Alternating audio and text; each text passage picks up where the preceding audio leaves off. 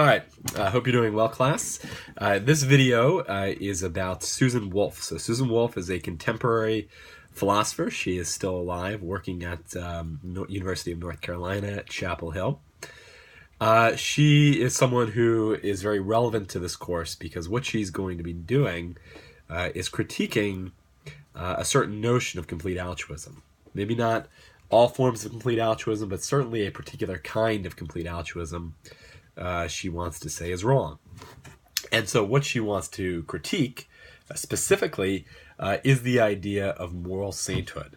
So she wants to say that those who are moral saints are actually not living a life that is worth living, not living a life that we ought to live. It's not something we should look up to and aspire to.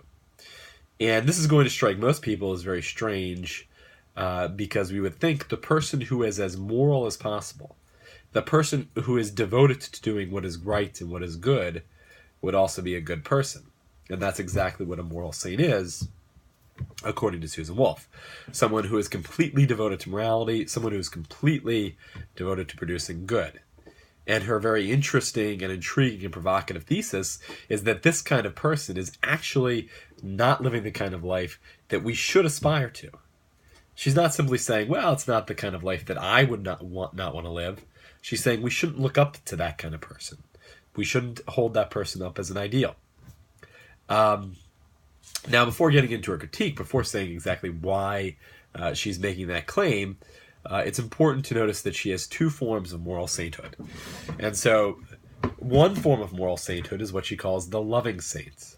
The loving saint is someone who does what is right and devotes themselves completely to others simply because they love it. They get great joy out of it. They are fulfilled by it. They're satisfied by it. They actually enjoy basing their lives around improving those of others. And so working, 16 hours a day, 20 hours a day, giving up their weekends to help build homeless shelters or to help teach reading in a poor, uneducated part of the city or something like that. That is something that they feel great satisfaction from it. And so that's their motivation. The other form of moral sainthood is what we would call a rational saint, or what she calls a rational saint. And that is very much based on the idea of Kant, and it's very much based on the idea that you're doing what you're doing because it's the right thing to do, not because you feel like it, not because you enjoy it. So the rational saint is someone who devotes him or herself completely to others, but doesn't actually enjoy it, has to overcome the tendency to do what he or she likes, the tendency towards self-absorption, the tendency to just relaxing at certain times of life. And so the rational person is driven by duty, not by feelings. So their motivation is to do what is right simply because it is right. And they're not necessarily happy or fulfilled or satisfied in doing so. Okay, so those are the two forms of sainthood. And the question then becomes, well, what is her critique? Why is she saying that this is not a worthwhile kind of life to live? And she's going to offer a number of different critiques or reasons for her position. And the first one is that these moral characteristics, these moral virtues, these moral tendencies, these moral actions, this devotion to duty, is present in such an extreme degree that they crowd out all other virtues. In other words, your whole life is about being moral and about doing good. There's no room for anything else.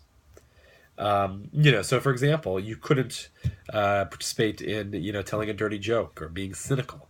The reason for that is because, one, as a loving saint, you would love people too much to do so. You wouldn't feel comfortable demeaning or degrading others, even if they didn't hear you. And two, for someone who's a rational saint, essentially you're using another person for your enjoyment. You're degrading another group or another individual simply to get a laugh. And so even though the rational saint may enjoy that joke, they're not going to do it. There's no gourmet food, no going out to a fancy restaurant, because those resources could have been put to better use. You could have done something else with the time or money to help improve the lives of others in a more significant degree. And you can think of many, many other kinds of examples along this line. It's also interesting that she says, and she specifically mentions St. Francis as someone who's not an ideal, not someone we should look up to. And certainly in a Franciscan university, that's surprising and intriguing to hear that he is someone that we actually shouldn't base our lives on. Again, because for somebody like Susan Wolf, he is so completely and utterly devoted to morality, there's no room in his life for anything else. The second reason she gives, that this extraordinary devotion to the moral life means that it is hard, if not impossible, to actually love other persons or other things. So what does that mean? It means that you cannot be deeply devoted to another person or another thing in the sense of hobby or passion or kind of goal that you have in your life. And you can't be devoted to those things. You can't be attached to those things because the moral saint has to be ready at a moment's notice to go out and do what is morally right, to do what they are supposed to do, even if it means disassociating and disrupting and not fulfilling something that you were supposed to do with someone that you supposedly love or something that you're supposedly really deeply attached to. You know, for example, if it's you and your boyfriend or girlfriend's, anniversary, the moral saint, and you have a dinner plans and you have a special night all organized. But if something else comes up, if something more morally pressing comes up, you've got to ditch the date. You've got to ditch the anniversary. And that's because your real devotion, according to Susan Wolf, is moral duty. And that's what you love. That's what you're attached to. But when you're attached to that, her point is you can't be attached to anything else. And that means, for most people, and for most visions of love, you don't really love that other person. You love something else. And then finally, with regard to the rational saint and the Kantian saint in particular, she said, perhaps that person, it seems to be that person may be driven by a kind of pathological fear or extreme self-hatred. In other words, you always have to do what you're supposed to do. You always have to do your duty. You can never indulge yourself. You can never give in to things that you enjoy. And for Susan Wolf, that may speak to something that is psychologically wrong with the person. A kind of psychological disrespect of oneself, you might say. So that's the basic critique. Again, certainly very interesting. This article is also very useful and very interesting and very worthwhile for our class because she does a great job of offering a number of objections and then coming back with rebuttals. And this is something that you'll be doing in class. So I'll just kind of briefly run over them here. Starting on page 425, her first objection that she considers. So remember, when she's raising an objection, just like you would in your short assignment, she's raising and offering a point of view that differs from her own. She's saying, here's how someone who disagrees with me could argue.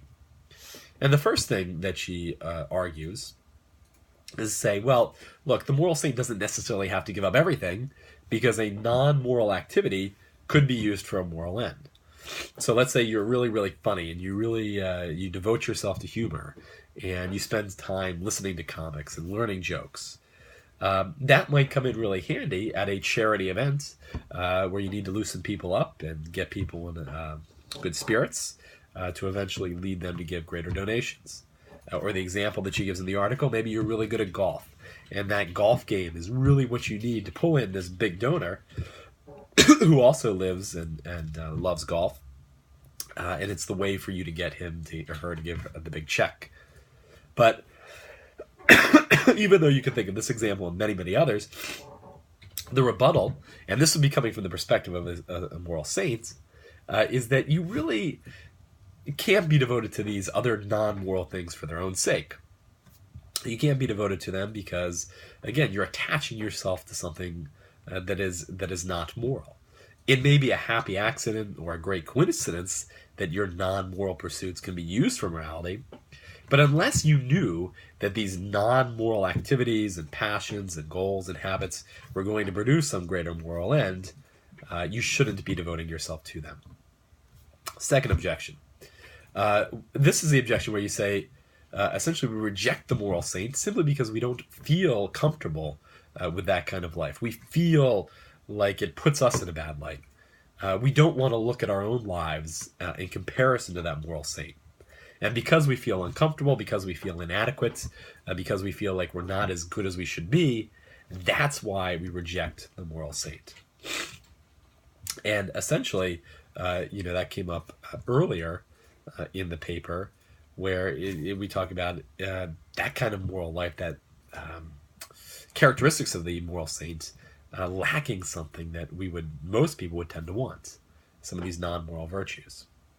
And here, Susan Wolf's rebuttal is to try to argue that some of these non-moral goods are actually ends in themselves. They're fundamentally, intrinsically good. They're worthwhile even if they don't produce something else good.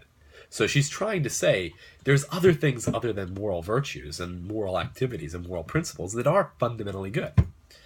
And she describes these other non-moral goods in terms of human excellences.